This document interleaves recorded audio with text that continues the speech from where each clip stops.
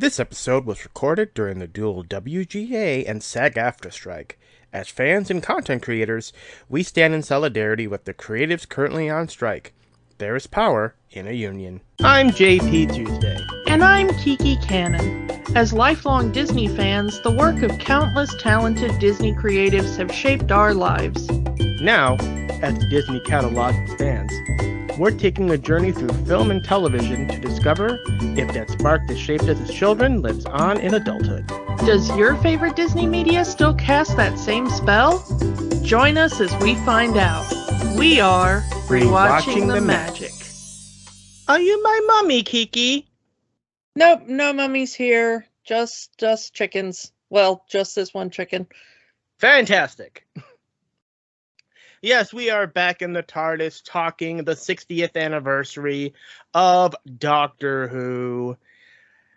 And we finally reached the revival series, the reboot series, New Who, whatever you want to call it, with the Ninth Doctor, Christopher Eccleston. For a lot of people, this was their entry point into the franchise. So, I'll be honest with you, this is when I started watching regularly. Mm-hmm. We've talked about it before that I kind of missed when Doctor Who was on PBS in the States as a regular thing. I knew about Doctor Who just because of geek culture. But the revival was when I started watching regularly, so this was kind of and kind of not my entry into the series. Same for me, sort of. I mentioned that my entry point was the 96 TV movie. I know. But, yeah, when the revival was announced, I started watching it when it aired in the States on the Sci-Fi Channel. Oh, the sci-fi era of Doctor Who. That was a whole mess unto itself. We can do an entire podcast on the way sci-fi was handling Doctor Who. Yeah. But before we really get into the revival of Doctor Who, we left off at the 96 TV movie. Let's pick up the timeline and work our way up. Obviously, the 96 TV movie didn't do anything. The wilderness years continues, no new Doctor Who. Nothing much happens until 1999, where two big things happen. First, of course, Big Finish Productions, founded by Nicholas Briggs. They get the license and are able to produce brand new Doctor Who audio adventures monthly, with the original actors reprising their roles, something that they still do to this day. The other thing that came out that year would be the parody sketch, The Curse of Fatal Death, which was the first Doctor Who TV story written by Stephen Moffat. Of course, Curse of Fatal Death featured Rowan Atkinson, Richard E. Grant, Jim Broadbent, Hugh Grant, and Joanna Lumley as different incarnations of the Doctor. It's on YouTube if you want to watch it. I recommend it. It's a nice little parody of Doctor Who. Fast forward to 2003, and we are at the 40th anniversary of Doctor Who, and it doesn't look like there's anything coming from the BBC side, at least in terms of anything announced publicly. This is where we get, no reunion specials, no new shows, no new documentaries, nothing officially stated. I'll get back to that. So enter the online division of the BBC, BBC Interactive. Now, BBC I had produced, I guess you can call them motion comics of Doctor Who, taking the audio from the Big Finish stories and adding comic book style artwork, one or two frame animation stuff, giving some visual representation to those stories. But with the 40th anniversary coming up, they wanted to do something more. If BBC proper wasn't going to reboot the series, they would, and they had planned to do it as a Flash animated series released online, which would lead us to Scream of the Shalka, which starred Richard E. Grant as the Doctor and Derek Jacobi as the Master. Huh, Derek Jacobi as the Master. Wonder if that'll work out. Yeah, they should do something with that, maybe. Yeah. So yeah, they intended for Schalke to be the first in a full series of animated Doctor Who episodes that will be released online, starting with this on the 40th anniversary. It was supposed to be the start of a new animated series. Days before Schalke was to premiere, the BBC proper would announce that Doctor Who was coming back in a new live-action series set to film in the new year of 2004 for a 2005 release, with Queer as Folk creator Russell T Davies as the new showrunner.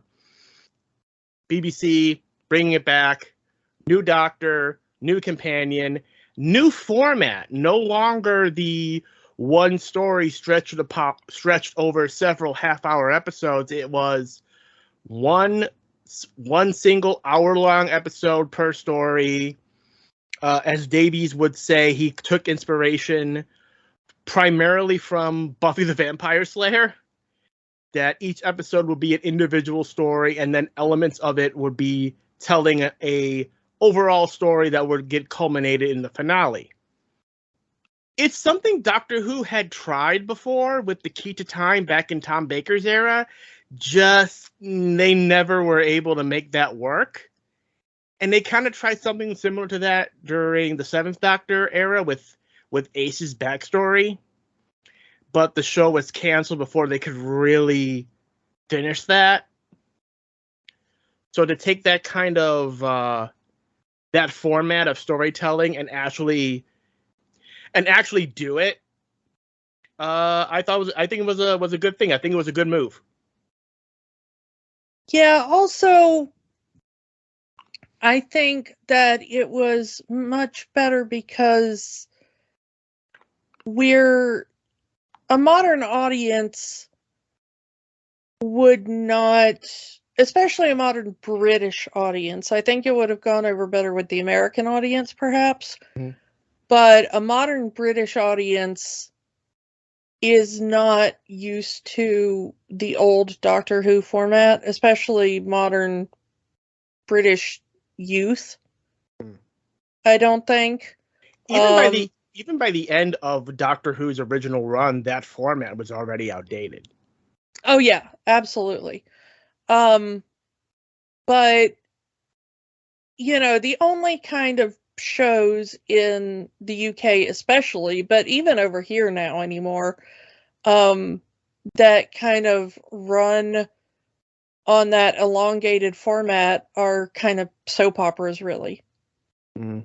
And it's kind of what it feels like. You watch old Doctor Who and it feels like the closest thing I have in an American equivalent is like old episodes of Dark Shadows, which was a legitimate soap opera.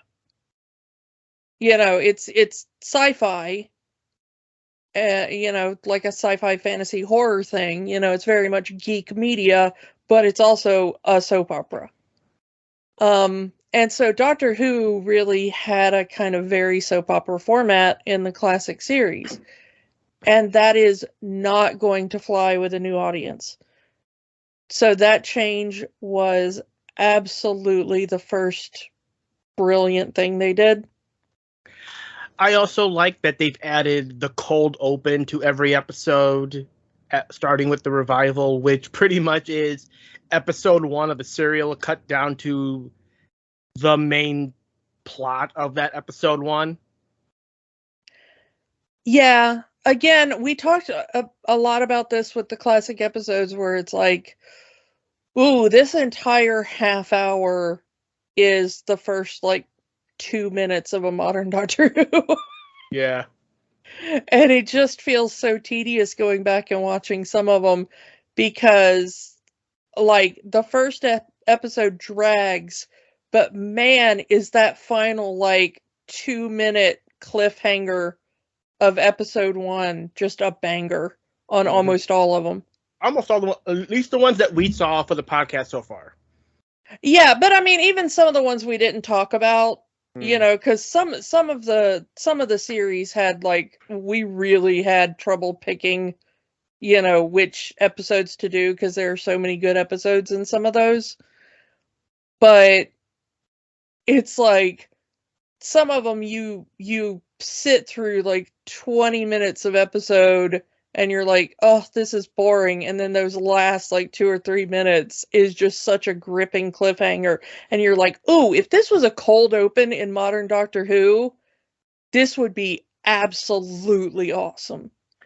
I mean, and you know, let's not lie. A lot of the classic Doctor Who stories struggle to even make those 4 episode, 6 episode length stories, but it just drags on, and you often think that there's not enough story to go the length that these episodes need to be. At least in the modern series, a 4 or 6 episode serial is cut down to 45 minutes. And in some cases, the 45 minutes, there's not enough time to get the story proper. But in most cases, yeah, this is the perfect length. I think that it serves them better in the modern era because most Doctor Who stories are an hour, maybe 2 hours tops. Mm. As far as actual super interesting plot. And they always have been. And I think that's one of the things this rewatch has really taught us. Mm. Is that from the beginning, Doctor Who plots maybe 2 hours. And that's the really good ones. Yeah. Most of them have about an hour, you know, 45 minutes of plot. Stretched over 3 hours, 5 hours, 6 hours. Ugh. Yeah, some of those early ones were just such a slog to get through. Even though the plot was good, you're like, oh, this needed an editor.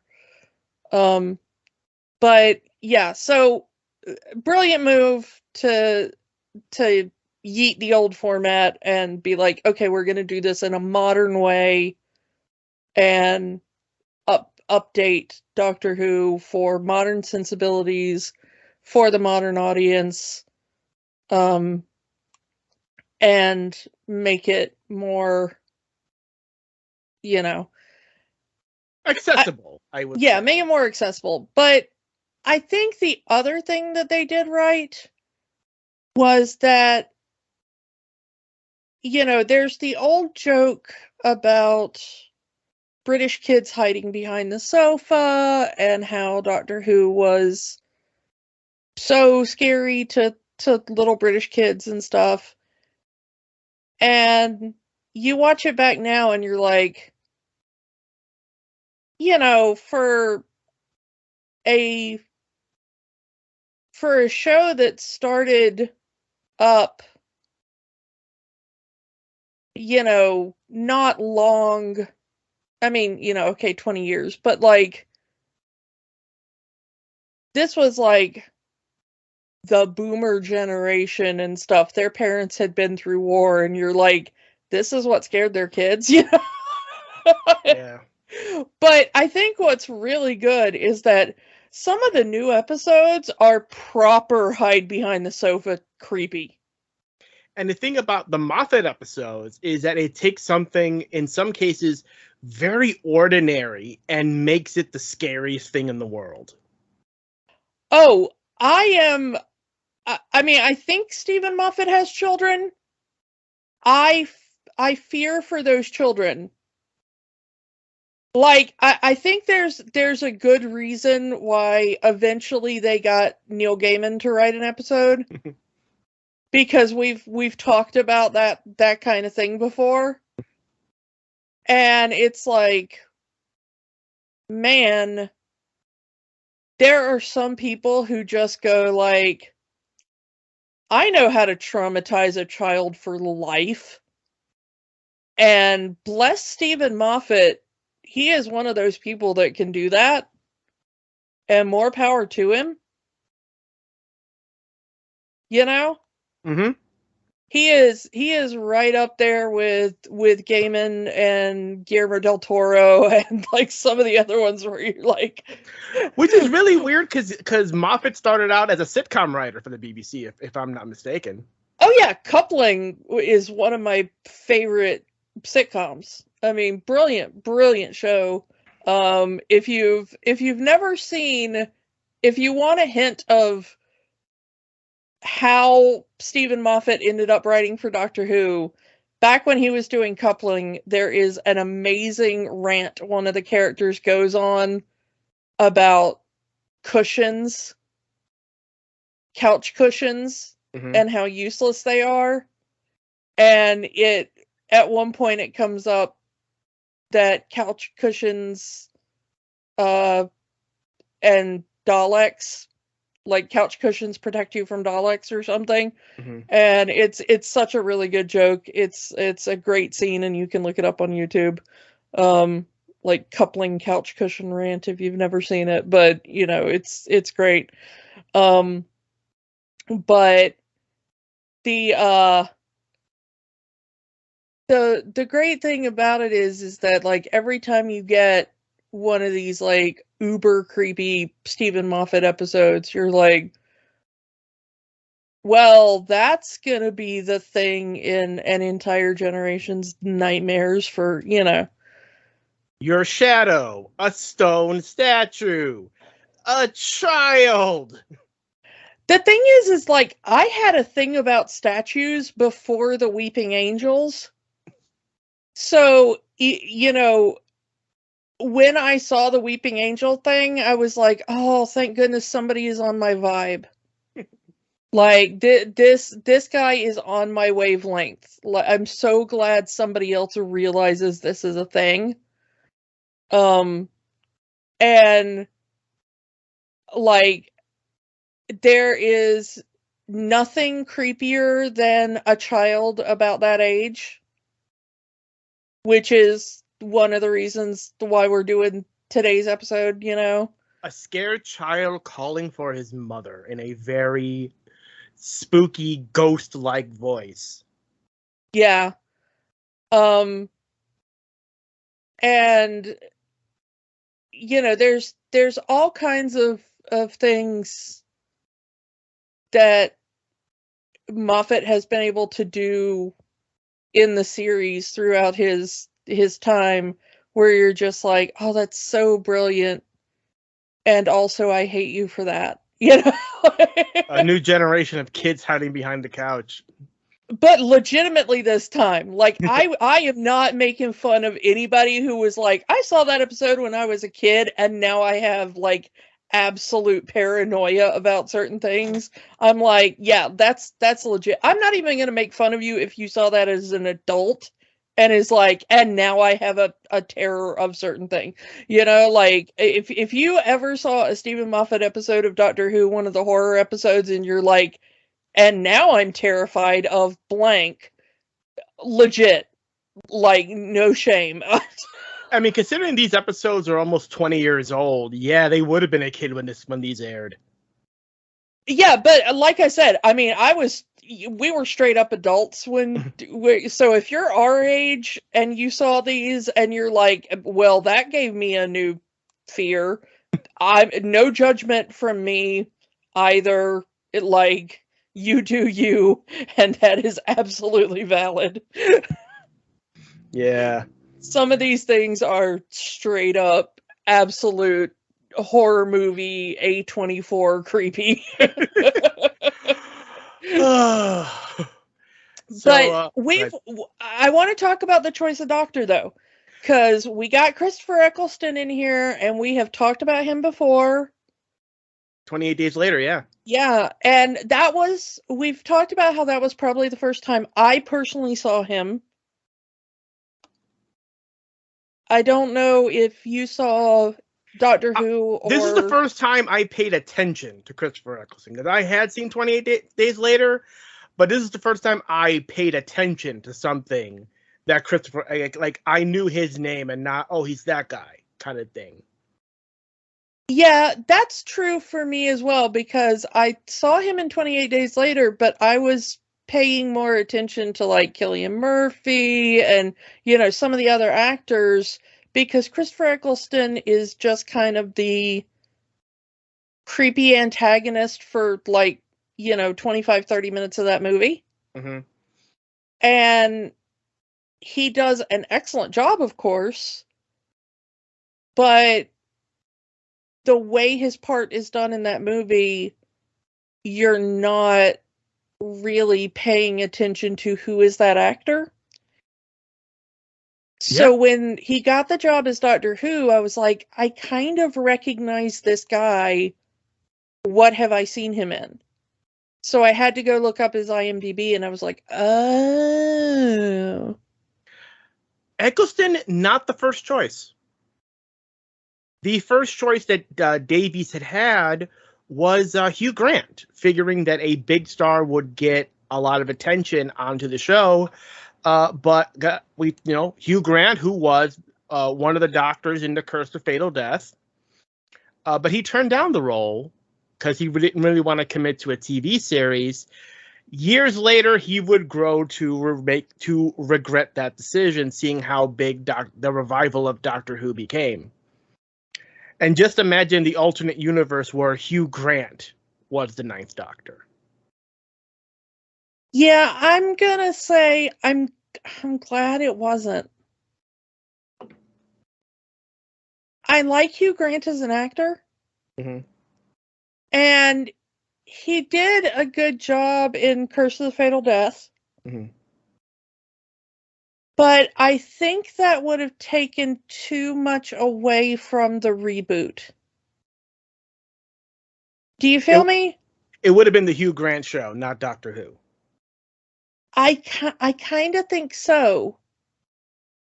I kind of like the idea that I don't really know many of the doctors until they show up on Doctor Who. Also, this probably falls into what you just said. One of the other actors under consideration was Judi Dench. I mean, I might have liked that better just because I love Judi Dench, and Judi Dench can do no wrong. Imagine a woman as the Doctor that early. Yeah, I mean, that was another thing they did in Curse of the Fatal Death, because that was, I mean, Joanna Lumley was the first person to even jokingly play the Doctor as a woman. Mm-hmm. And I think it would have been really awesome. But also, remember, even after the reboot did so well, look at all the crap Jodie got. Yeah, and undeserved, honestly, and we can But I mean, just the announcement of her casting. I'm not even talking about how her series turned out. I'm talking about just when they said, hey, Jodie Whittaker is going to be the Doctor, and it was an absolute, Captain Marvel, She-Hulk kind of nonsense. How dare they turn the Doctor into a woman? The Doctor has always been a man. So I'm also kind of glad it wasn't Judi Dench, because I worry that the series might not have gotten off the ground if we'd have had to deal with not only like they're bringing Doctor Who back and it's gonna be different and it's not gonna be Tom Baker and he's not gonna have a scarf and it's gonna be like shorter episodes and and also a woman. Mm-hmm. Because there were a lot of people that were, I remember when it came back out, and there were a lot of people that were like, they're letting the queer as folk guy do it, and I'm not sure if I trust that. Is he even a Doctor Who fan? And which is funny considering when Jodie was announced, instantly, Doctor Who's woke, man. They're making Doctor Who woke. When the guy that brought Doctor Who back was a gay man who just wrote a show about gay people. And of course, John Nathan Turner the last producer of the original series, was a gay man. Yeah, but it's one of those, like, we talk about this all the time with Marvel. It's like, tell me you've never read a comic book without telling me. It's like, tell me you haven't followed Doctor Who without telling me. Like, they don't know anything about John Nathan Turner, They don't know anything about Russell T Davies. And also, you can tell they've never seen a single episode of the original Queer as Folk in the UK. I mean, I've seen both series, the UK and the US. But in the UK series, one of the main characters is the world's biggest Doctor Who fan. It is actually a major plot point in the series that one of the main characters is a massive Doctor Who fan. Like, has every extant Doctor Who episode on VHS. His house is filled with Doctor Who memorabilia. He keeps losing boyfriends because he wants them to come over to his house and watch Doctor Who. Like, the guy is just a Russell T Davies self-insert. There's that meme is, I just want someone to cuddle up and watch Doctor Who with. Yeah, I mean, he is that guy. He is such a massive nerd about Doctor Who. Let's not forget that Russell T Davies wrote a Doctor Who novel, Damaged Goods, for the Virgin New Adventure series. So this guy has stroke. Yeah, but like, if you had ever watched anything Russell T Davies had ever done pre-Doctor Who, the guy is a massive Doctor Who nerd because there are Doctor Who references in all of his work. Same thing with Stephen Moffat. If you ever watched anything he ever did pre-Doctor Who, there's always Doctor Who references in his work.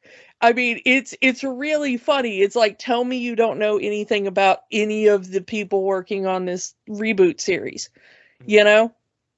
So, stay over there, Chibnall. Stay over there. We'll talk about you later. Yeah, go away, Chibnall. We're not dealing with you yet. So, when you're talking about the showrunners, and there were people who were complaining about it at the time. I remember, like, I don't know who these guys are and everything, and it's like, well, I've heard of these guys. I had seen Queer as Folk and stuff, and I was like, well, yeah, that kind of makes sense because, like, that dude's always talking about Doctor Who.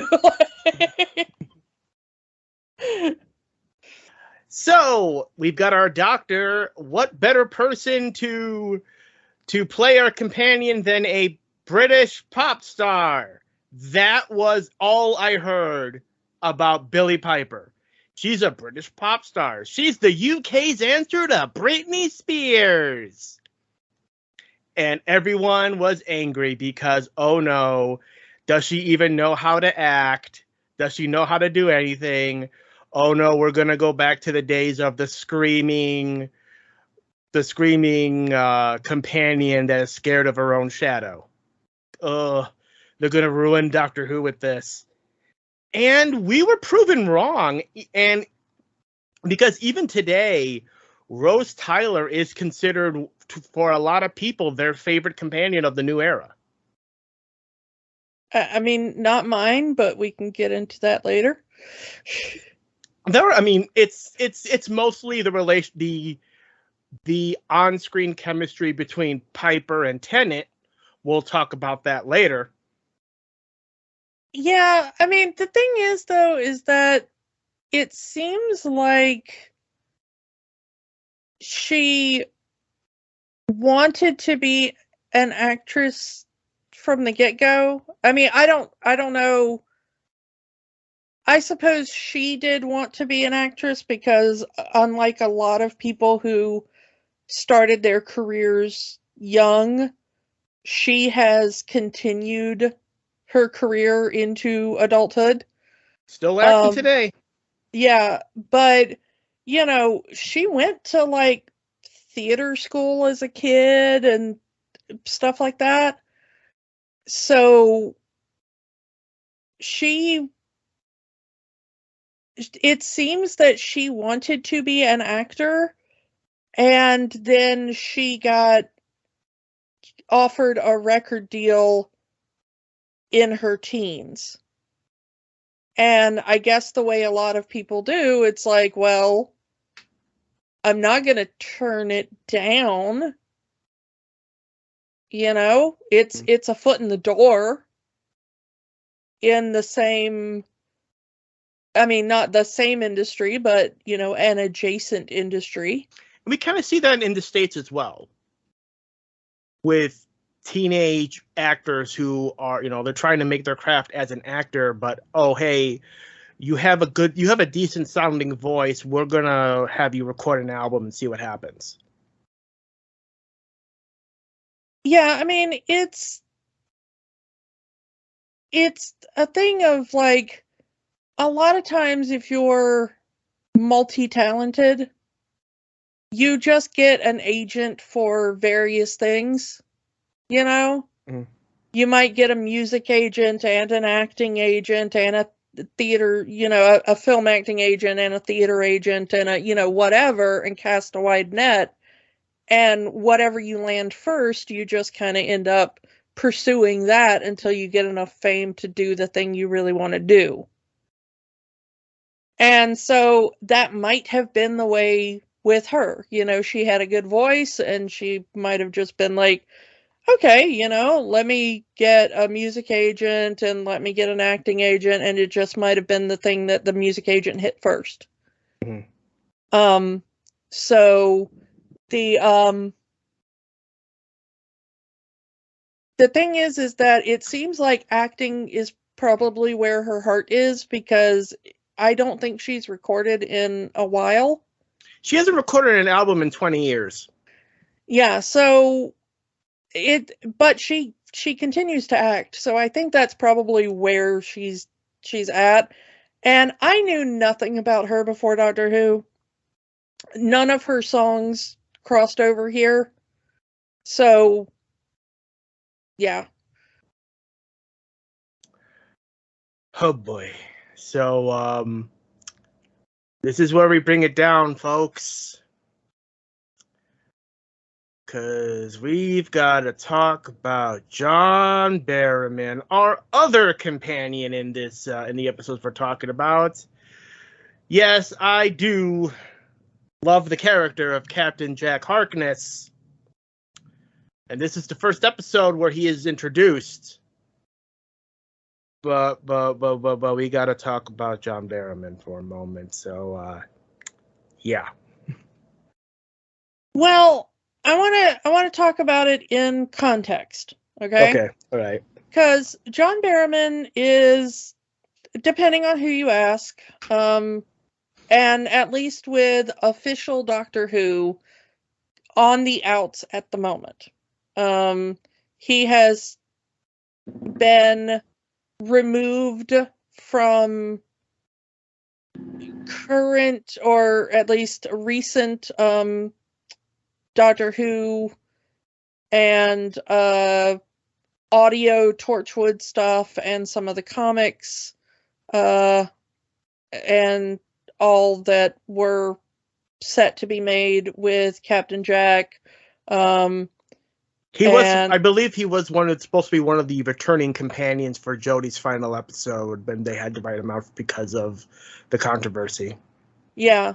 So let's talk about what happened, which was back in 2021. There were accusations from at least 20 women against another member of the Doctor Who reboot cast, who is not in the episodes we're going to be talking about, but is, you know, part of this same team. Noel Clarke, who played Mickey, Rose's boyfriend.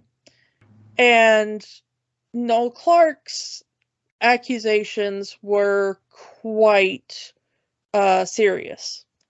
They included all kinds of abuse, sexual harassment, bullying against many women.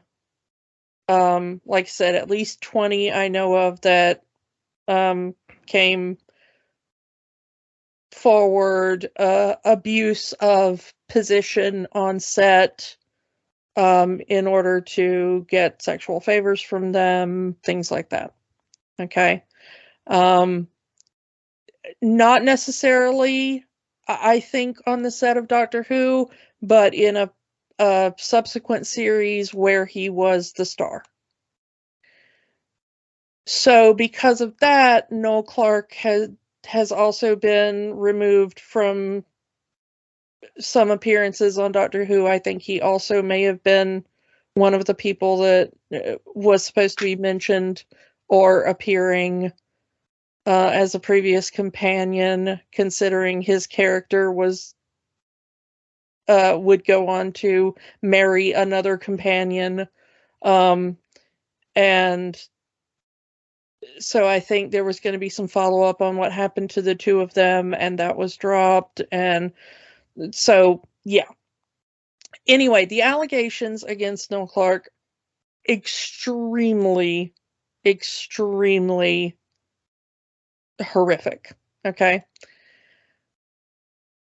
In the wake of all this, a video from a convention some years earlier, where Noel Clarke and a few of the other co-stars from this era of Doctor Who were talking about John Barrowman, who was not present, mentioned that John Barrowman has or at least had, because we are speaking past tense, had on multiple work sites a habit of exposing his genitals to co-workers as a joke, according to John Barrowman. Men and women, from my understanding. Men and women and all genders in between. It didn't really matter. Okay. When he felt the mood on set needed lightening, or he was trying to make somebody laugh at an inappropriate moment, or take them by surprise when he was off camera and he wanted to make them laugh on camera or something like that, he would occasionally drop trowel. Okay. This is a known thing. He wrote about it in his autobiography, which I have read. It happened on more things than Doctor Who. He admits to doing it live on stage. Okay, you know, he has done it on chat shows when he was just off camera. I mean, the man has fully admitted this for years. It has been the subject of joking tales at many conventions, and, you know, not even an open secret. Proudly, everyone would talk about this, okay? It does seem that at one point on either Doctor Who or Torchwood, he did this in front of somebody, and they did complain to one of the executive producers, and he was asked to not do that again. And it does seem that he complied, from what I can tell. He has said that at one point he realized, like, oh, I am being inappropriate. I have taken this. Other people are not seeing this as a joke in the way I'm seeing it. Okay. As far as I can tell, when I looked into this, unlike Noel Clarke, as far as I can tell at the time of recording, as I am saying this, there have been no allegations against John Barrowman that he made sexual advances towards co-workers or bullied co-workers, or, you know. That being said, what he did was not appropriate. Never do that at work or in front of someone who did not consent. Do not expose yourself to anyone who did not consent to seeing you naked. Like you want to make your coworkers laugh, make a fart sound or something. Yes, exactly that. Tell a joke. There is no part where your genitalia should be exposed, unexpectedly in a work environment. And we have spent way too much time talking about that. Let's get back to timey-wimey fun. Well, Christopher Eccleston only had one season on Doctor Who. There are so many good episodes to choose from. Really, the entire first season are all bangers. So it was really hard to decide which episode to choose, and it mostly came down to what is the best representation of this Doctor. So we went with The Empty Child and The Doctor Dances. Again, Stephen Moffat episodes. Before we get on to that, because there was something else we were talking about earlier that we wanted to kind of get to quickly, is the new wrinkle that the reboot added in, little thing called the Time War. We've kind of mentioned it in passing in the past, since it's kind of been retroactively inserted into the classic series through external media. But yeah, the wrinkle that the Doctor is the last of the Time Lords. There was a war between the Time Lords and the Daleks, and they just eradicated each other. This is not exclusive to the series, as things of that nature had been alluded to in the novels, that the Time Lords were destined to have a great war against an unknown enemy. Part of the Schalke Doctor's backstory that we never saw also involved this war that against the unseen enemy. So the idea of the Time Lords and the Daleks having this final war across time itself for the fate of all creation, multiple writers have come up with it. But to have that in a main plot point of the reboot series for basically the first half of this reboot series existence, and have this post-war Doctor, this PTSD Doctor, coming to grips with what he did, with I saw it happen, I made it happen, as he was the one that killed the Daleks, killed the Time Lords, ended the war, and now he has to live with that. Live with knowing that he killed all of his own people, that he killed all of the Daleks, double genocide, and he is the only survivor with that. And there's a lot of survivor's guilt that goes through the Doctor throughout this first season. And he, for lack of a better term, he learns to love again through Rose as his companion. And it's only, at the end where he regenerates into David Tennant, where he kind of allows himself to let go of some of that pain. And it really adds a lot of weight to Eccleston's performance as the Doctor, as he still tries to be the Doctor of old in some ways, but also is this battle-hardened, stone-hearted Doctor who lashes out at humans, stupid apes, he calls them. So it's a nice counterbalance to the Doctor of old.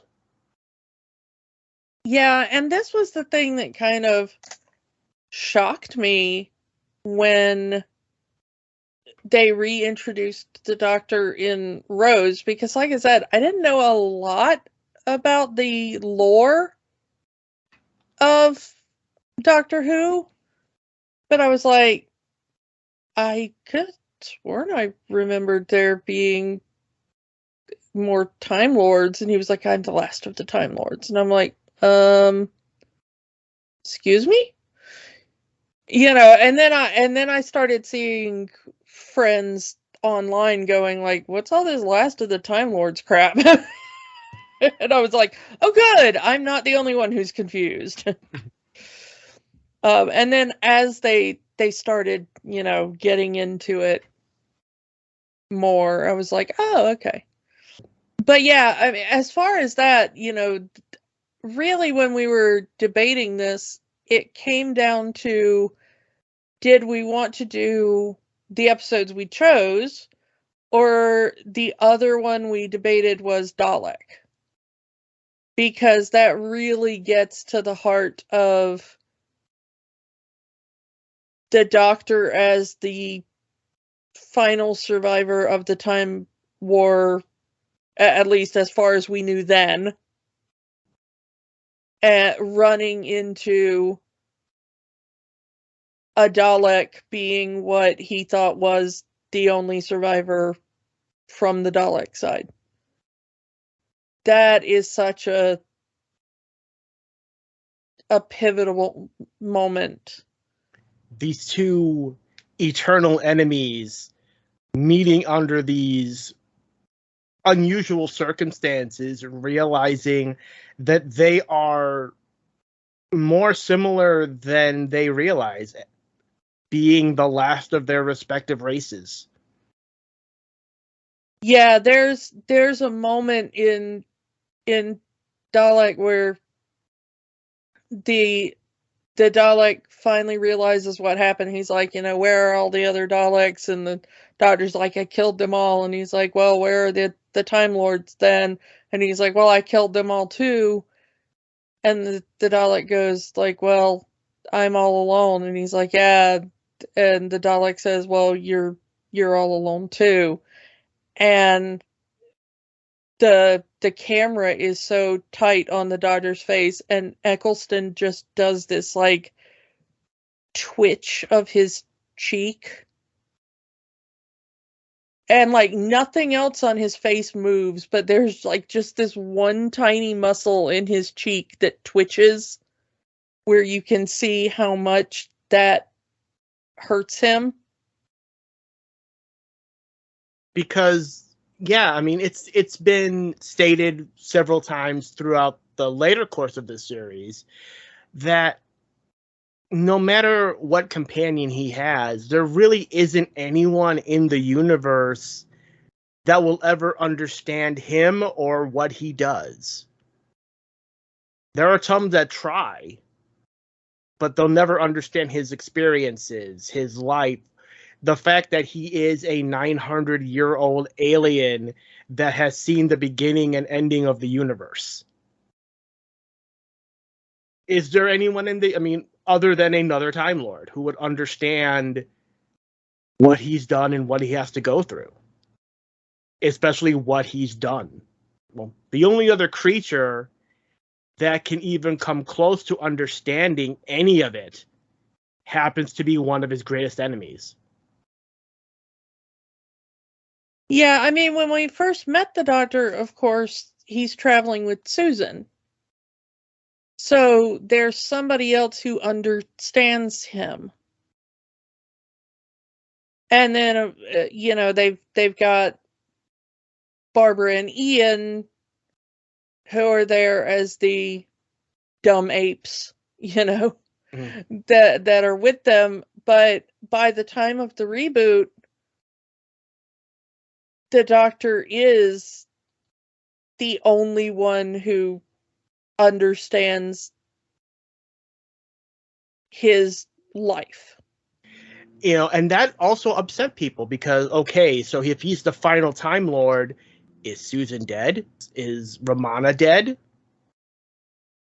Is the Master dead? Is the Ronnie dead?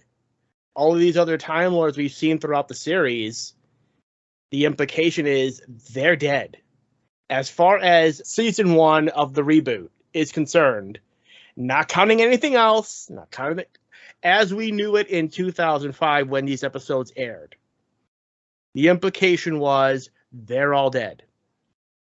And the Doctor is the only survivor. But he even says in Empty Child that he was once a father and a grandfather, and now he's neither.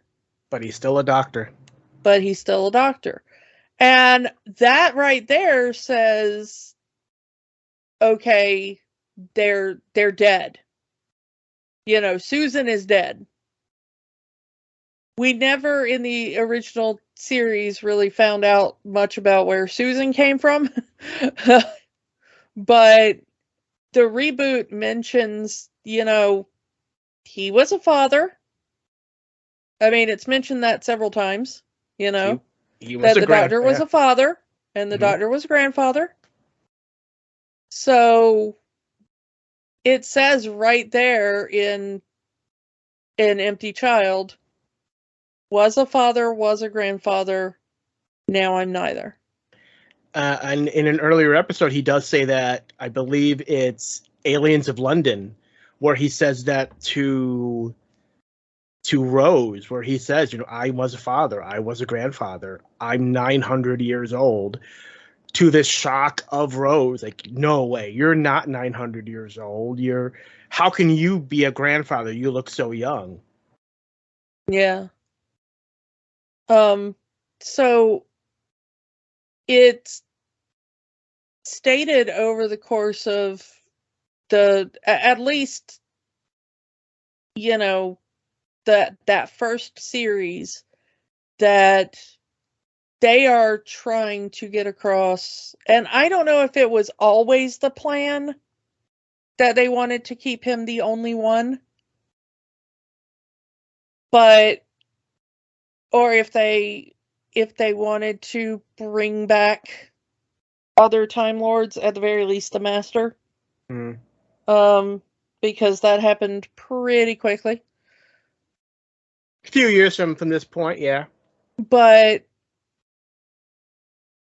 I wonder if they, in bringing back the series, if they wanted to go like, you know what, the whole Gallifrey thing is too complicated. Let's just have him be the last Time Lord. Also, budget, because building an entire alien planet society probably wouldn't be cheap. Even in the old series, it didn't really match how it was described through the characters. Yeah. But let's talk about the reason that we picked this particular two-parter, because like you said, this entire season, I don't think that there really is a weak episode.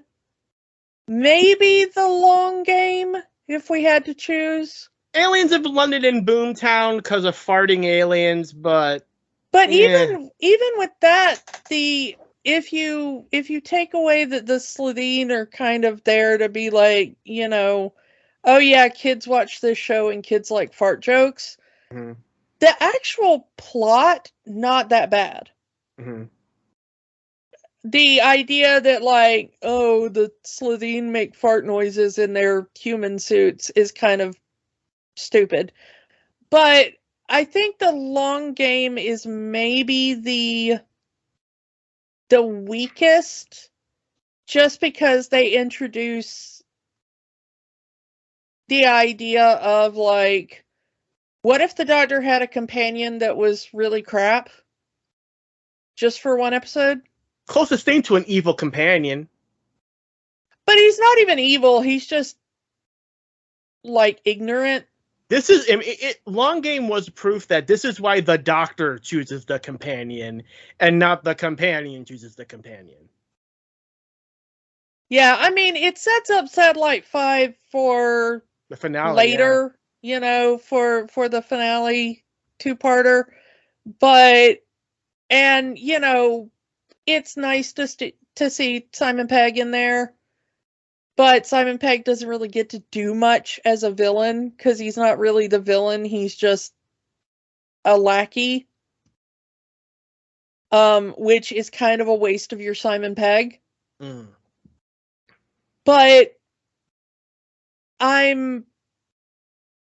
that maybe is the one kind of yawn if we have to say, and even that one is better than a lot of other episodes, you know? So this whole series, you know, Ninth Doctor is kind of not really a snoozer in the bunch. But if you have to choose, I think that Empty Child and Dr. Dances is the absolute pinnacle. This is a perfect introduction to Doctor Who to somebody.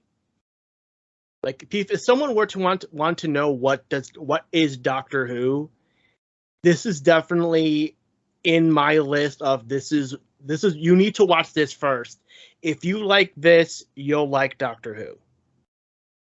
Yeah, because it's a horror plot and a sci-fi plot and a historical all mixed together. It explains enough about who the Doctor is without getting too into the weeds.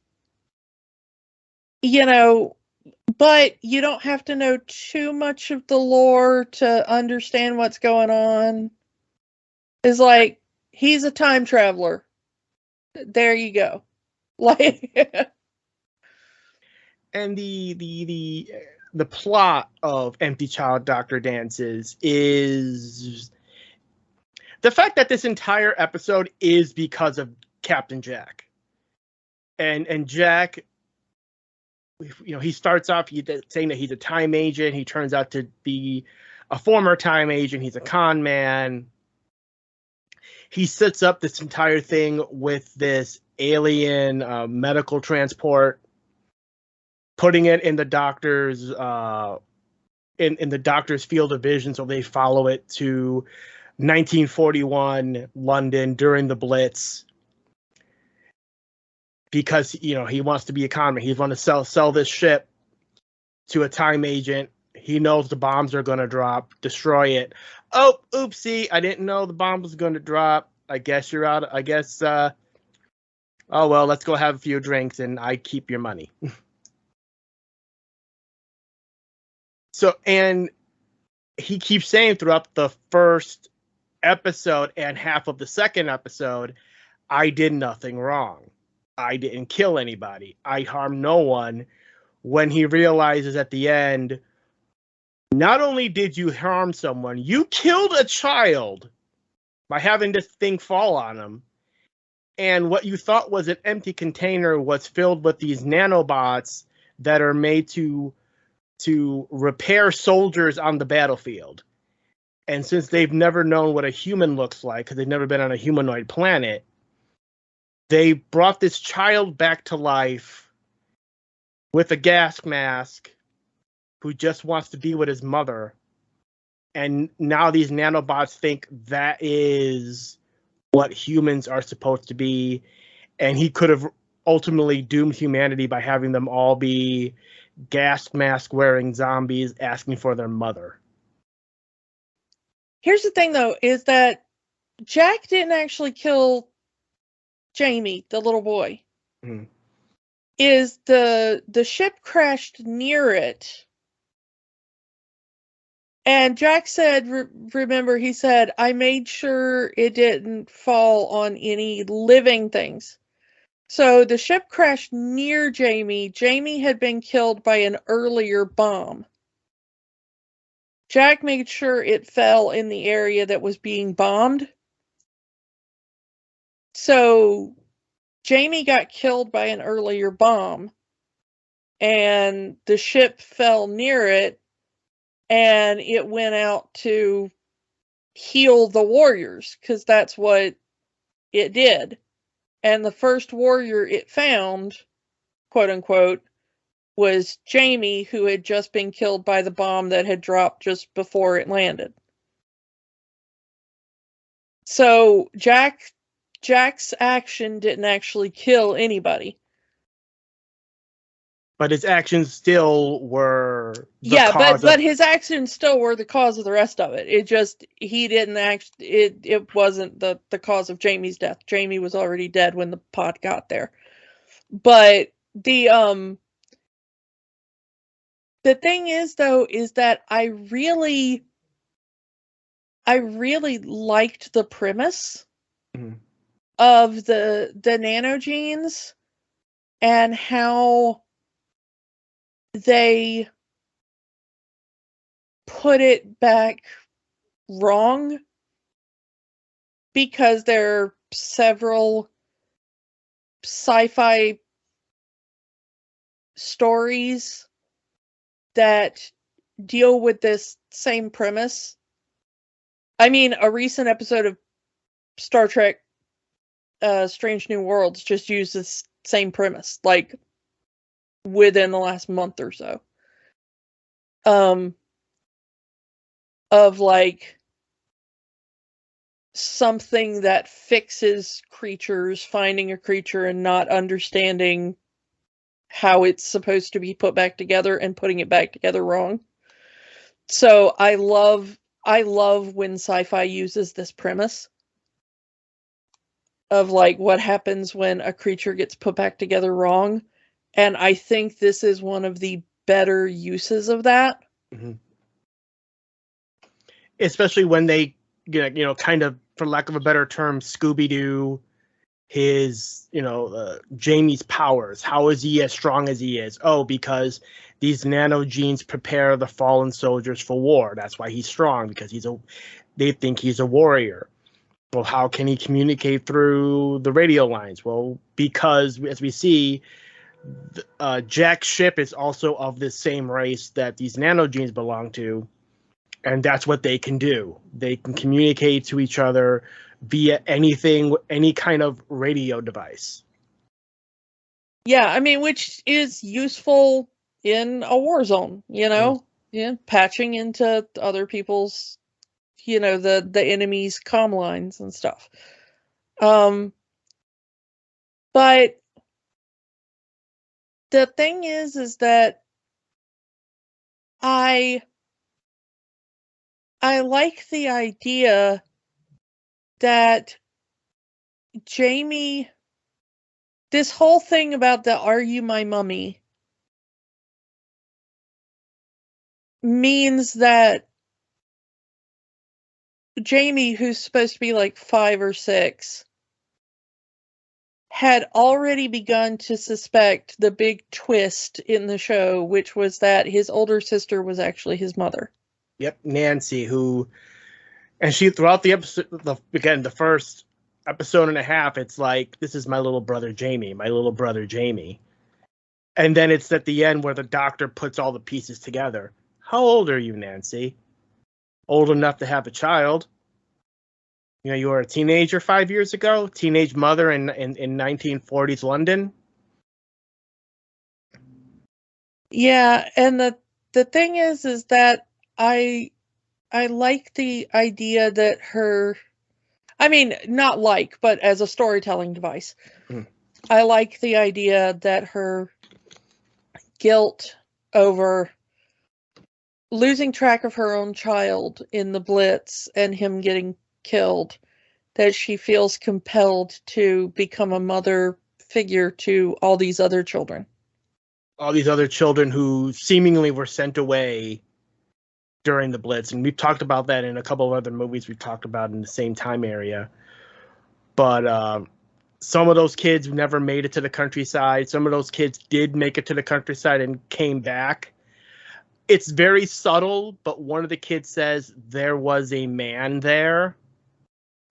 That was a thing that I didn't get until this most recent rewatch, and I don't know how it passed me over.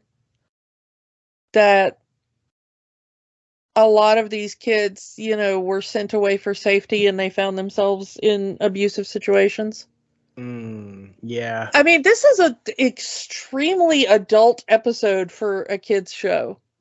Because it deals with, like, the war, which, you kind of, I mean, that's a different thing in British media, because a lot of British children's media deals with, you know, World War II and kids being sent away during the Blitz and things like that.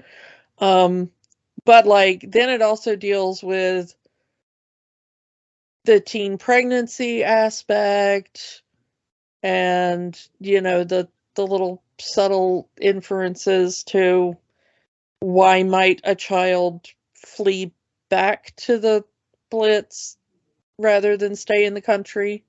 When the Blitz is the better option. Yeah, it's horrifying, but yeah.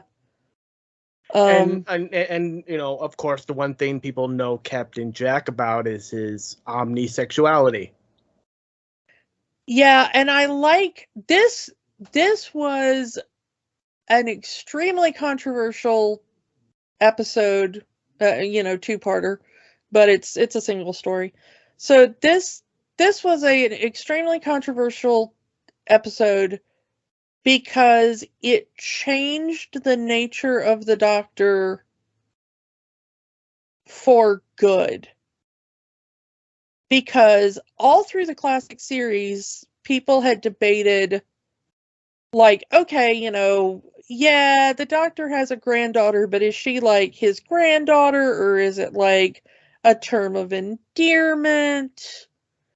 Does granddaughter mean something different among Time Lords?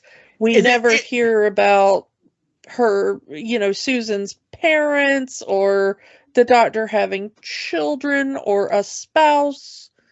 The general, I mean, among older fans, it was just their cover was grandfather and granddaughter, that they weren't a thing. Then there is the fandom the fandom belief of what is referred to as looming, where Time Lords just Jenny, the Doctor's daughter, at that episode, how she was loomed from DNA of the 10th Doctor, and that became a different person.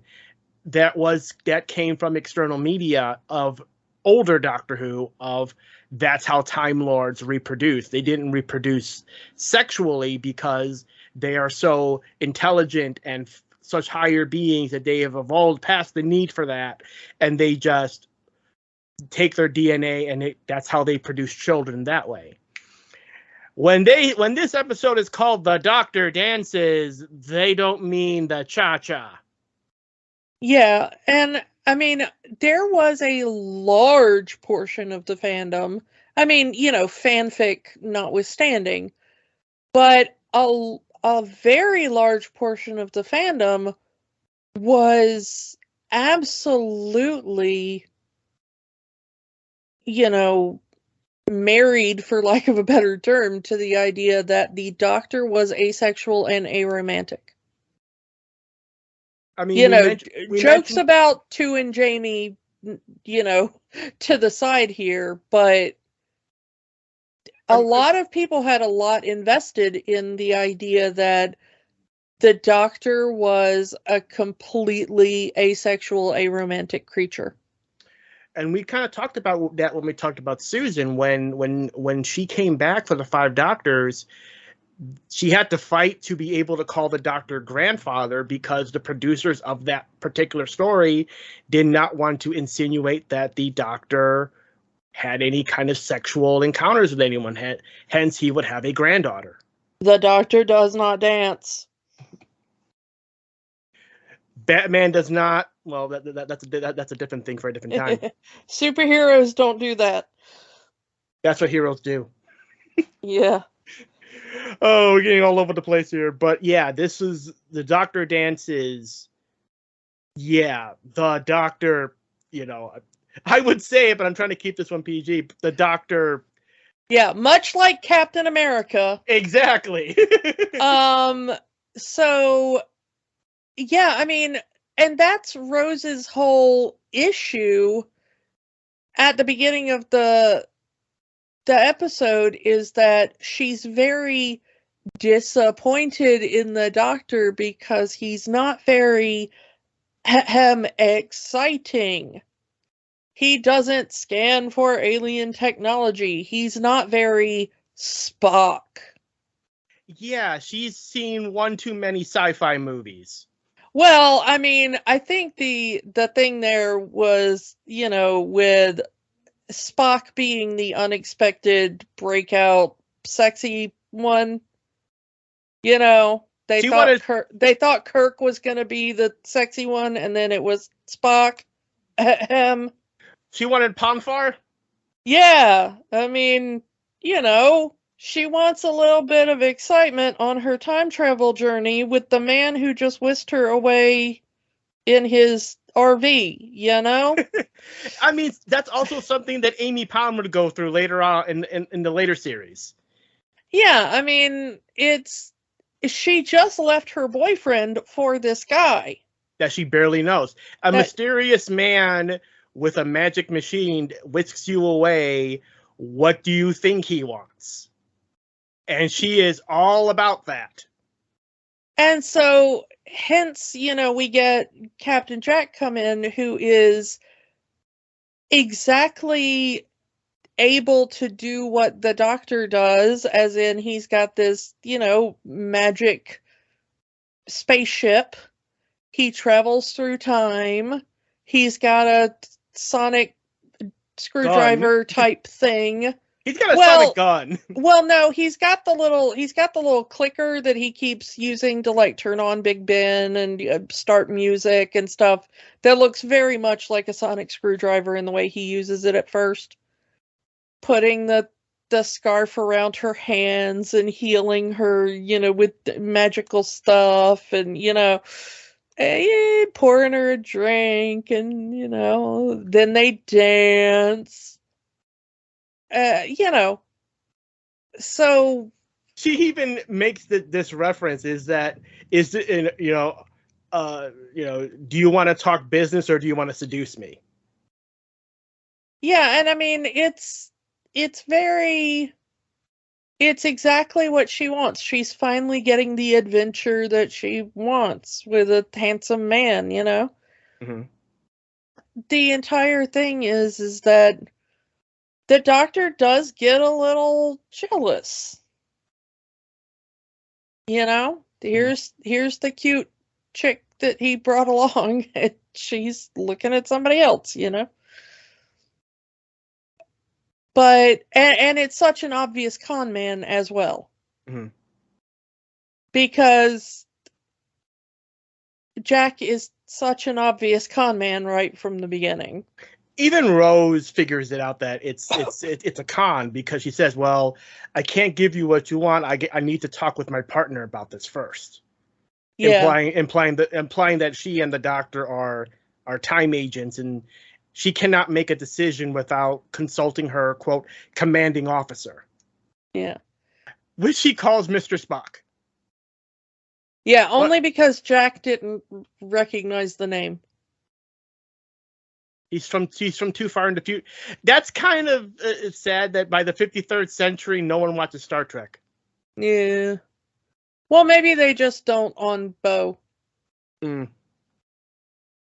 And I do like that conversation they have later on when they get stuck in that room after Jack teleports out, where they finally have that conversation where the Doctor says, "Yes, I've danced, but there's work to be done." When she even says, the world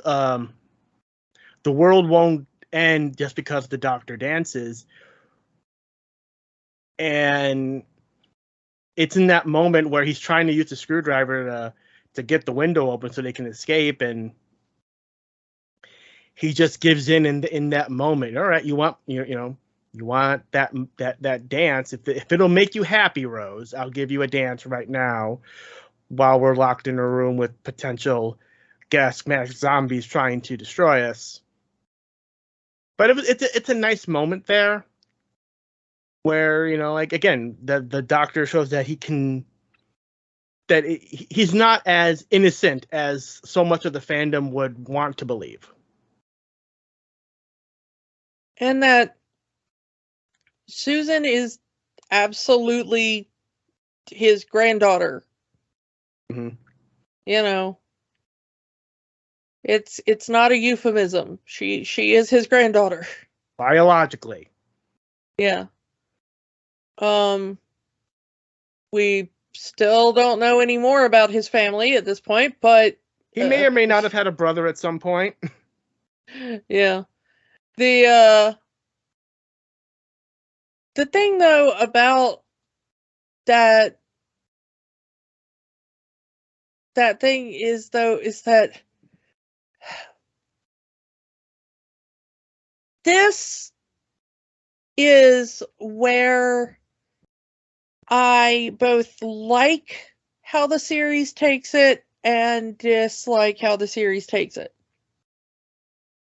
Because while I do not want Doctor Who to be a romance show necessarily, I think it's okay to establish that occasionally, now and then, the Doctor might have some interest. It might not be his primary interest, you know? Yeah, the Doctor's not made of stone. Yeah. Rose Tyler, River Song, Yasmin Khan. Well, here's my problem though. My problem with it is that the show immediately establishes Rose as like, oh, this is the Doctor's big great love or whatever. Now I realize that later on we would get other things like, you know, marriage to River Song and stuff like that, and that plays a lot better. That's much better written. But to me, while I don't mind Rose as a companion, there are definitely less interesting and more grating companions. It's just that they don't really do much to set up Rose, to me, as much of an equal in personality. I'm not talking about like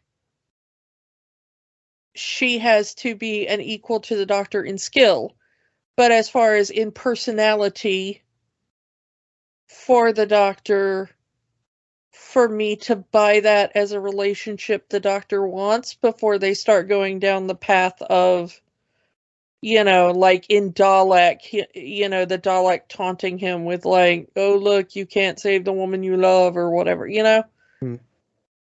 And I'm like, you know, you can immediately buy that Rose has a crush on the Doctor. But for the Doctor to reciprocate that early, like maybe later on in the Tennant years and stuff, you can start to think like, oh, he's got some feelings for her or whatever. They've been through a lot and all that kind of stuff. But during the Eccleston years, it feels a little, I don't know, it feels a little forced. It kind of does. Again, the age difference between the two actors being one, the age difference between the two characters being another, and also it's more of a, you know, again, the Doctor is a soldier just leaving a war and trying to find out how to live outside of a war again. And Rose just happens to be the first person he's allowed his hearts to open up to. You know, this is the first person he's opened up to since the war started. And it has evolved into a more caring relationship between the two. But yeah, especially the kiss they share in the parting of the ways. Yeah. So while I do like that it establishes it, and while I think that it plays a lot better with the 10th Doctor than it does with the 9th, I still think that Rose never felt like a match for the Doctor as far as a romantic partner. She's a good companion. I like her as a companion.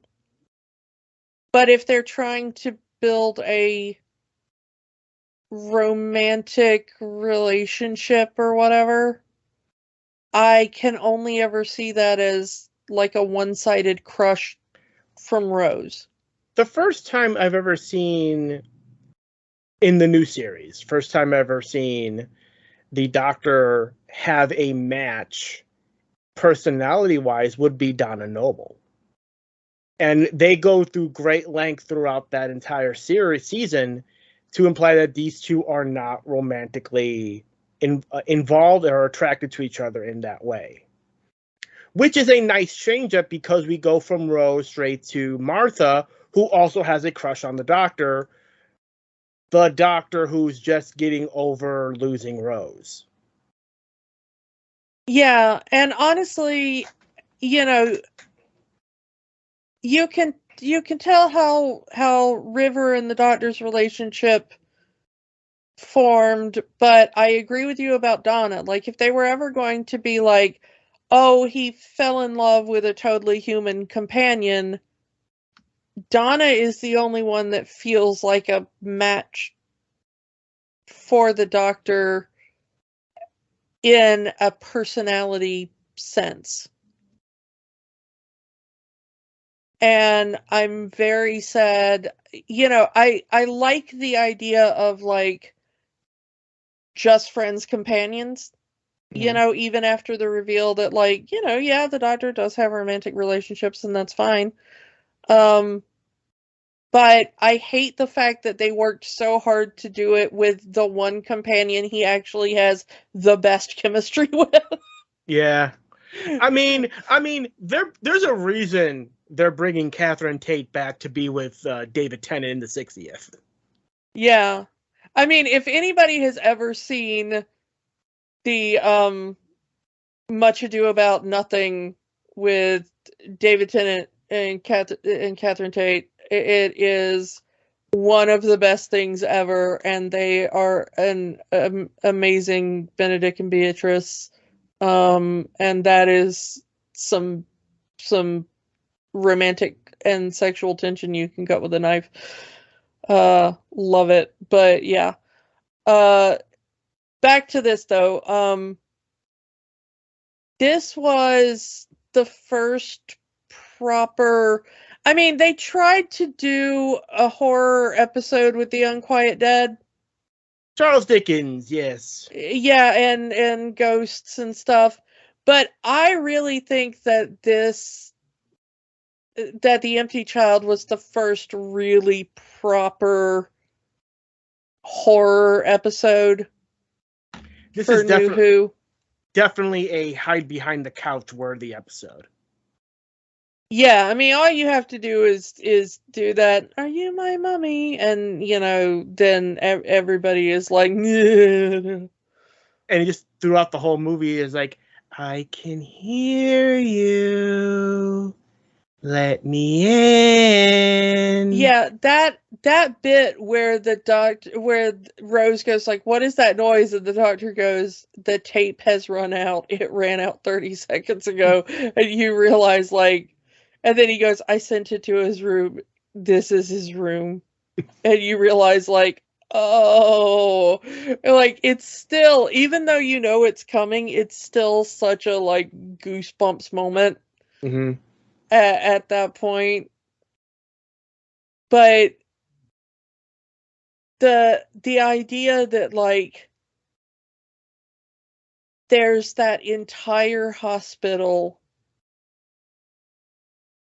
you know, and I think it hits worse now, like, post-COVID. The idea of the Doctor that we meet in the hospital when he goes physical injuries as a plague. You know, they tried to treat the little boy and they touched him, and then they all had the same, you know, they got turned into what he was. You know, the scar on the hand, the gas mask, and constantly saying, "Are you my mummy?" Collapse. well, but they all had the same injuries. You know, it's like, you know, trauma to the head and trauma to the chest and the scar on the hand, and then the gas mask fused to the, you know,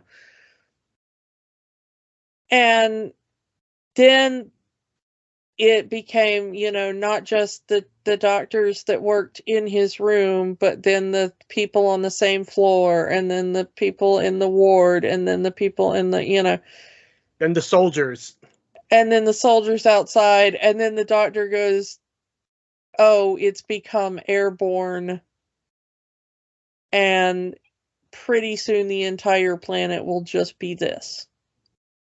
Because of Jack. Yeah, because Jack wanted to make a con.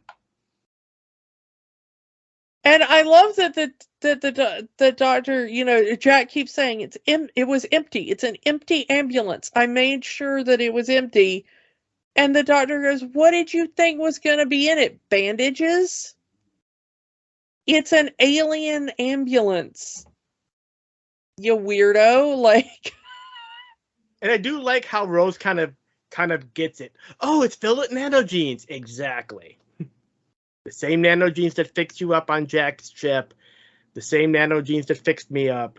It fixed the kid up, but it doesn't know what a human looks like.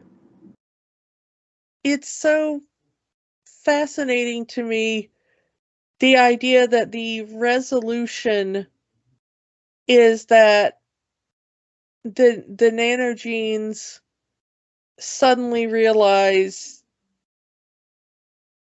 like, oh, no, we screwed up. Like, this is the parent DNA. Yeah, and I do like how the one thing that Nancy is afraid of is emotionally connecting to her child. Again, even telling her that she's not her mother. And it's only of admitting that she is Jamie's mother and hugging him, having that bonding moment is what saves everybody. It allows the nanogenes to read Nancy. Oh, she's the mother. We screwed up. We got to fix this. Yeah, and I like that's the moment of, you know, when the doctor goes up and pulls the gas mask off, and you see the little boy standing there, and you're like, oh, that moment of relief, you know? And I like how Eccleston plays this off, and he's saying this, please give me this one win, please. You know, even after all these years, I still cry at that moment. He is so good at delivering that speech that you know that this doctor in particular, you know, because this is the most broken we ever see the doctor, is in the Eccleston version. The post-war doctor. Yeah, I mean, this is him, like, finally coming back to a place where he's felt comfortable, I guess, is the best word. Especially since there's at least 2 or 3 deaths in every episode up until this point. Yeah.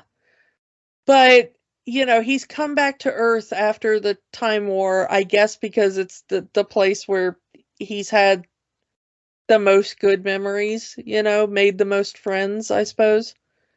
And he's had so much trauma, and he sees his one chance to just be like, in the middle of all of this death, in the middle of the German Blitz, he can't save all of London. There's still death all around him. But he can save this one group of people that wasn't supposed to die. Just this once, everyone lives. Yeah, and that Murray Gold score in the background as it swells. Oh my goodness, that music is so amazing. And the way that they, sometimes the CGI in this episode not so great because hasn't aged well. Yeah. Yeah, I mean, it's still creepy to watch the gas mask, come out of the people's mouths and, all that kind of stuff. But it's not exactly the best CGI. But the way the nanogenes swirl around still holds up. At least that part of the CGI is still good. And so the way that golden glow comes off of the Doctor and, spreads out to all of the afflicted people. And, with the music swelling behind it, and it's just like that magical moment of like, yeah, I've got it, and he's like, oh, you want to see moves, Rose? Oh, it's such a good moment, and it still brings tears to my eyes, like, even after all this time. It's one of my favorite moments. And, I mean, just this once, everyone lives really comes into play when we go back to multiple people dying in every episode and the rest of the season. Yeah, and honestly, it won't come back until the final episode of the season when Rose kind of does the same thing in a similar fashion. I mean, the Daleks don't live, but she kind of does the same thing with the humans. Mm-hmm. I bring life and screwed that up because it brought back Jack Forever. Yeah. So it's interesting to watch that come back at the end of the season because, yeah, the Daleks don't live in that situation, but we see her bring back everybody on the station, and presumably she brings back everybody on the planet as well. It's interesting because does everybody live in that situation? Because yes, the Doctor lives, but the Doctor also doesn't in that situation. So, but the Doctor needed that win in the Doctor dances. Yeah. He needed because it reignited that hope that he had lost as a result of the Time War.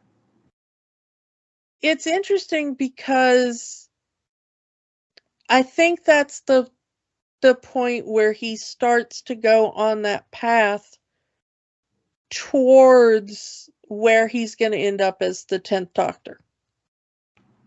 By the time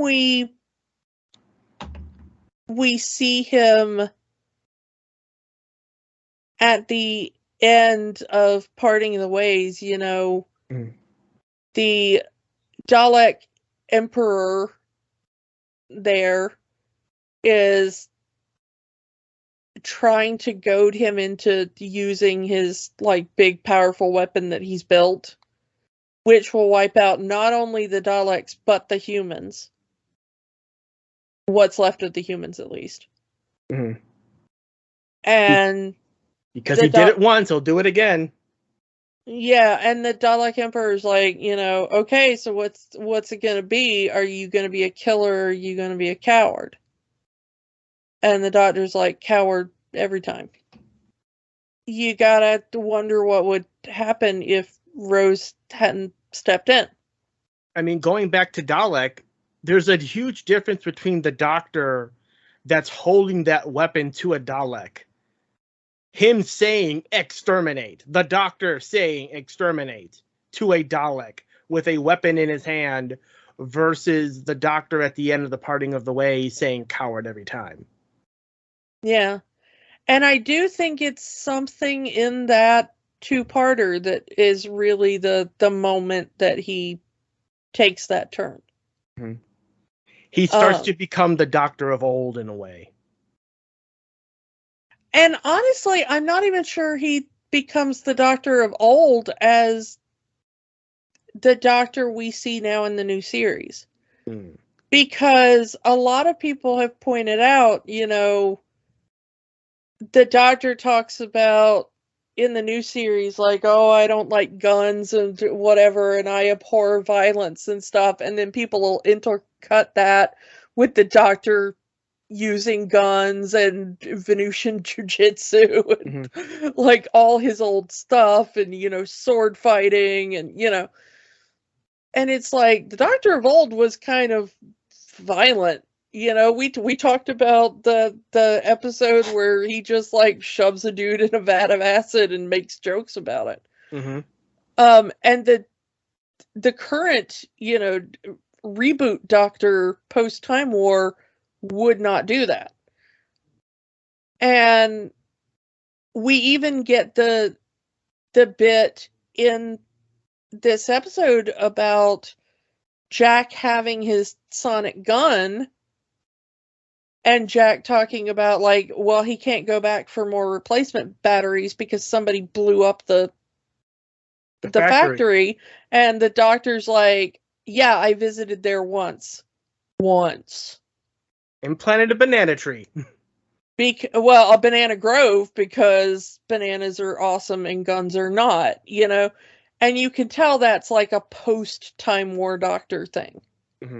He's had enough of violence at that point. He is very anti-gun at that point. He's seen enough death in his existence to last another 900 years. But I think that moment at the end of the Doctor Dances is the point where we start to get the transition into what will be the goofier, happier David Tennant version. Where most of the time he's, skipping around, saying weird stuff and licking everything. Alonzi? And then he's got these moments where, like, suddenly it's really dark again. He drops the persona and then he just, I'm the Doctor and I'm going to stop you. Yeah, but I'm not sure. I mean, we'll talk about this when we get to the 10th Doctor next time, but I'm not sure it's so much a persona as trying to revert back to some of who he was as the 4th Doctor and as the 7th Doctor and, I mean, it's something that comes back throughout the modern series where we have a more fun-loving Doctor in like Tennant and Smith and even in Capaldi and Whittaker. But when they get pushed to that point, they drop it. They completely drop that persona, that whatever persona that Doctor is, and just becomes the cold alien again. Yeah, it's like they don't want to be the War Doctor anymore, but if they have to be, which I kind of like, and I think that the really good thing about kind of the first chunk of the Eccleston run was the Doctor trying to not get over the Time War, because it's obvious the Doctor is not ever getting over the Time War. But that the Doctor is having trouble being any part of who he was before the Time War. And you could say that about anyone who has gone to war. It is very hard to readjust to civilian life after being in a war, especially in a situation where you have to have taken someone else's life. especially the number of lives that this doctor has taken. Yeah. And I think that it's a good way to do. I think it's a good way to show that story. Mm. And I think that that's why I like these episodes in particular, is that it starts out with kind of the post-war doctor, and by the time we end the episode, we're starting to see shades of who the doctor will become in future. Mm-hmm. But the big question that a lot of people had to ask was, why did Christopher Eccleston leave Doctor Who after only one season? The short version, that this is the story that Eccleston has said. It was during that first block of filming, he felt very uncomfortable in the environment that was filming this show. He had basically, while he as the star was treated well and Billy as the co-star was treated well, nobody else was treated well. The extras were not, the catering was not, camera people, stunt people, just, it was a general toxic environment that he openly complained about to his superiors, who did not really do much about it. In his own words, his problems were with his, as he says, my relationship with my three immediate supervisors, the showrunner, the producer, and the co-producer, broke down irreparably during the first block of filming and never recovered. They lost trust in me, and I lost faith in them. So, however, the production schedule that the first season had just was not the environment that Eccleston wanted to be in. And after the end of that first filming block, he said, I'm out, write me out of the show. I'm done. I don't want to be a part of this. So they immediately started the recasting of a new doctor to be introduced in the finale, which we get David Tennant. As to not spoil this, they actually filmed two different endings for the Parting of the Ways. The one that we saw, with Eccleston regenerating into David Tennant, and an alternate ending where Rose collapses on the TARDIS floor after the time vortex is taken out of her body, and the doctor turning around to see an alarm on the TARDIS screen saying life form dying. Now, granted, that alternate ending was never meant to be aired. It was only meant to be shown to critics as to not spoil the regeneration, because they wanted to save that until the episode aired. But then news broke that Eccleston was leaving the show and that David Tennant will be coming on in the Christmas special, and they threw all of that out. So there is an alternate ending somewhere in the ether of Parting of the Ways that shows potentially Rose dying from being exposed to the time vortex. That has never been released to this day. It was never on any of previous DVD releases, Blu-ray releases, digital releases. And granted, it's not going to be a great ending, nor would have any kind of special effects added to it. But it is curious to see what this alternate ending would have been, even if there was no plans to follow up on it. Yeah. I mean, when they filmed that, they filmed it with when they filmed the real ending, they filmed it with an absolute skeleton crew.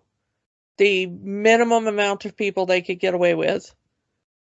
And they snuck David Tennant onto the set when everybody else was gone. and they filmed his scene, which is why he says so little, you know. I don't think Billie Piper was even there when they filmed that part. Yeah, I don't think she was either, because that would have given away they were filming Doctor Who. And I mean, David Tennant was already kind of known in the UK. He had done a couple of things that had gotten, you know, some stuff, and he had already done his part in Harry Potter at the time. So I think they snuck him on to make it look like he was filming something else, or maybe they put him in a costume or something that hid his face. I mean, he was already known as a massive Whovian. They could have just said he's filming a guest spot. But and then they snuck him around to the TARDIS. I heard the story at one point from him, but I don't remember all the details. And then basically they filmed for like half a day for him to do the 2 lines. And then, snuck him off again. And I think there was like 1 cameraman and 1 person to do the lights and 1 to do the sound, and that was it. And I think like the director, and that was, I mean, there was like 4 people on set, it's like, because they didn't want the news getting out that Eccleston was leaving, because they were filming this regeneration before the first episode even aired. Yeah. But the news got out anyway. And then the BBC kind of did Eccleston dirty, because at the time, and I remember it coming out at the time, and it was years before BBC admitted they lied about it. At the time, they said, "Oh, Eccleston only agreed to come on for 1 series. That was all he was ever gonna do." And they said that Eccleston didn't want to get typecast, so he agreed to come on and reboot the series. And then he wanted to go off and do other things. But that was never true, and apparently he would have been willing to continue as the Doctor had things gone better. Mm-hmm. And Eccleston even said that he had to move to the United States and get acting jobs because BBC basically blacklisted him for leaving Doctor Who the way he did. And still to this day, they're not really keen to give him work. The BBC, at least. He was contacted to come back for the 50th anniversary. He was supposed to be the War Doctor. That was Stephen Moffat's idea. He wanted to bring Eccleston back, so it would be Eccleston, Tennant, and Smith in one adventure. That's how he wanted it. But Eccleston declined. He considered it. He declined because he felt that the script was disrespectful to his Doctor, or his persona of the Doctor. The way he performed the Doctor, what he put into the Doctor, he felt the script was disrespectful to it. So he declined it, and they eventually went with John Hurt, which, love John Hurt as the War Doctor. It's awesome, but yet there is that alternate universe where Christopher Eccleston was the War Doctor, the one that fought in the Time War. The thing is that he had such a bad time with Doctor Who, and I feel so bad for him, that it took him years to recover. And he also refused to do conventions until just a couple of years ago.